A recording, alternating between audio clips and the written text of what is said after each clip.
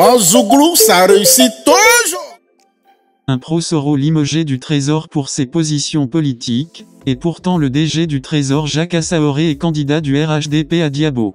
Le régime d'Alassane Ouattara continue son opération d'arrachage des tabourets.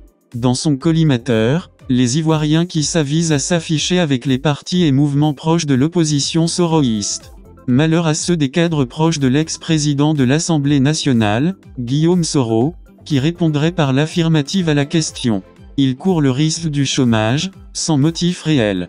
Après le limogeage en cascade des partisans de l'ancien Premier ministre de leur poste de responsabilité en 2017 suite à leur participation à la rentrée politique de l'Union des Soroïstes, UDS, un mouvement de soutien aux députés de Ferké, on croyait avoir tourné cette page triste où l'on perd son poste pour ses convictions politiques. Que non. Le régime Ouattara relance la machine d'épuration des pro-Soro, en les limogeant des postes de responsabilité dans l'administration publique ivoirienne. La dernière victime en date se nomme Clément Kouon, désormais ex-chef du service statistique de la Trésorerie Générale Abidjan-Nord.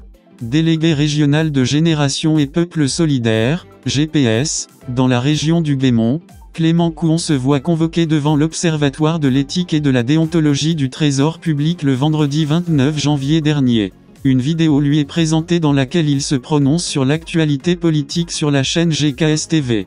Selon ses supérieurs, cela serait une violation du devoir de réserve que lui impose son statut de fonctionnaire du Trésor public. Dans une demande d'explication à lui adressée par l'Observatoire de l'éthique et la déontologie du Trésor public, Clément Kouon expliquera que son intervention s'est déroulée dans un cadre strictement privé, en dehors de ses heures de travail, donc pas en violation de ses obligations professionnelles. Décidé à sanctionner cet opposant, la hiérarchie n'entendra pas son argument de cette oreille. Ce militant de GPS sera débarqué de son poste de chef du service statistique de la Trésorerie Générale Abidjan-Nord. Cet acte intervient alors qu'Alassane Ouattara, après son passage en force pour son 3e mandat, s'est engagé devant l'opinion publique nationale et internationale à aller à l'apaisement avec ses opposants pour ainsi apaiser le climat socio-politique. Cet acte qui n'est pas un cas isolé, ne saurait trouver de justification dans la mesure où de nombreux cadres du RHDP sont engagés en politique. Justement, Aboubakari Cissé, directeur général adjoint des impôts, n'est-il pas candidat du parti de Ouattara aux législatives dans la circonscription électorale d'Abouasso commune?